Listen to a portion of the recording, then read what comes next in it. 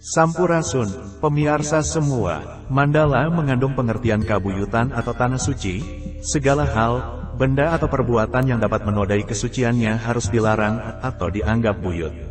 Mandala Kendan sekarang terletak di Kecamatan Nagrek, dengan ketinggian 1.200 di atas permukaan laut, dengan luas wilayah kurang lebih 4.930,29 hektar, yang terbagi atas, hutan rakyat kurang lebih 907,37 hektar, dan tanaman tahunan perkebunan kurang lebih 1.727,54 hektar.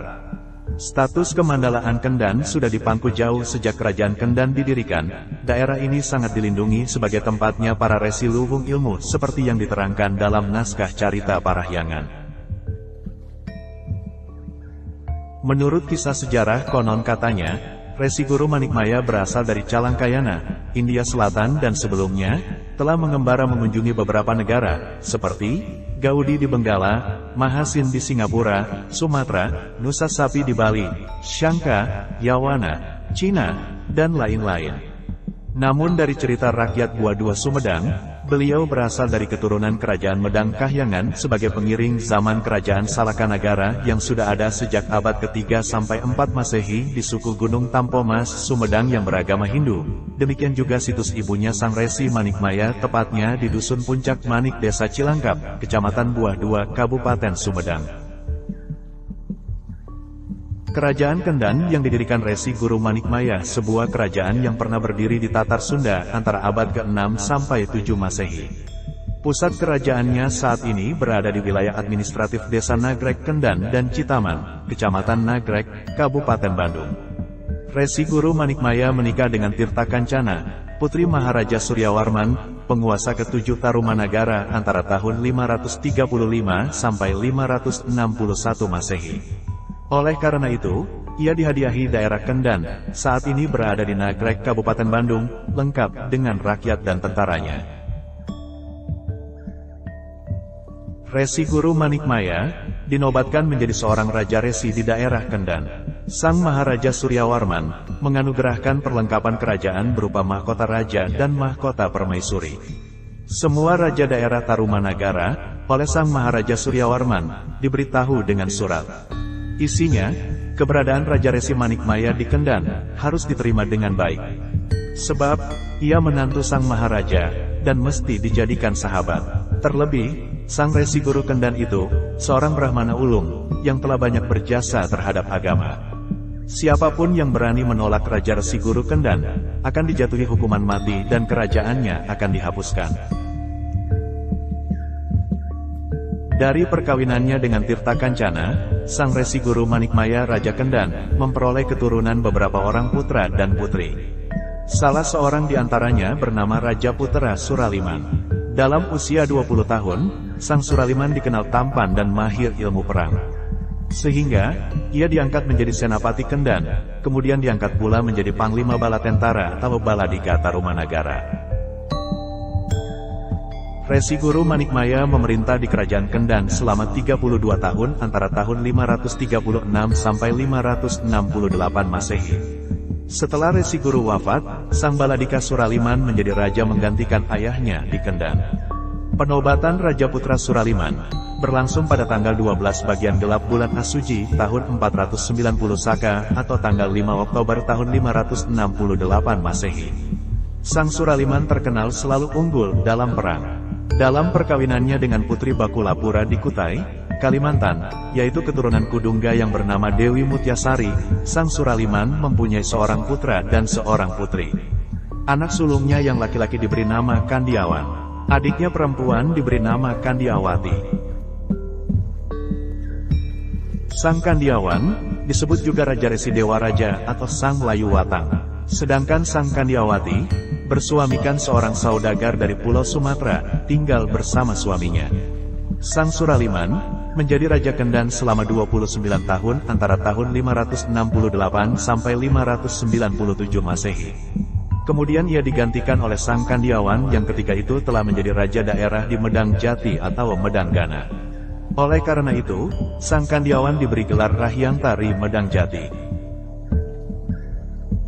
Setelah Sang Kandiawan menggantikan ayahnya menjadi penguasa Kendan, ia tidak berkedudukan di Kendan, melainkan di Medang Jati, kemungkinan di Cangkuang, Bandung. Penyebabnya adalah karena Sang Kandiawan pemeluk agama Hindu Wisnu, sedangkan wilayah Kendan, pemeluk agama Hindu Siwa. Bisa jadi, temuan fondasi Candi Bojong Menje oleh Balai Arkeologi Bandung, terkait dengan keagamaan masa silam Kendan.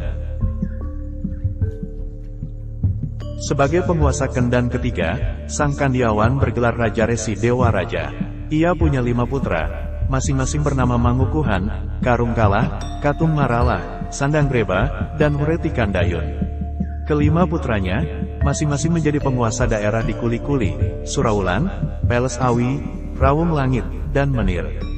Kemungkinan, lokasi kerajaan Kendan dan wilayahnya tersebut berada di sekitar Kecamatan Balubur dan Limbangan Kabupaten Garut serta Kabupaten Bandung. Sang Kandiawan menjadi raja antara tahun 597 sampai 612 Masehi, selama 15 tahun. Tahun 612 Masehi, ia turun tahta dari keprabuan kerajaan Kendan, lalu menjadi pertapa di Layuwatang. Sebagai penggantinya, ia menunjuk putra bungsunya, Sang Wureti Kandayun, yang waktu itu sudah menjadi Raja Resi di daerah Menir. Saat Linggawarman, Raja Tarumanagara yang berkuasa dari tahun 666 meninggal dunia pada tahun 669 Masehi, kekuasaan Tarumanagara jatuh ke Sri Maharaja Tarusbawa, menantunya dari Sundapura, salah satu wilayah di bawah Tarumanagara. Karena Tarusbawa memindahkan kekuasaan Tarumanagara ke Sundapura, pihak Galuh, dipimpin oleh Wureti Kandayun yang berkuasa sejak tahun 612 Masehi, memilih untuk berdiri sebagai kerajaan mandiri.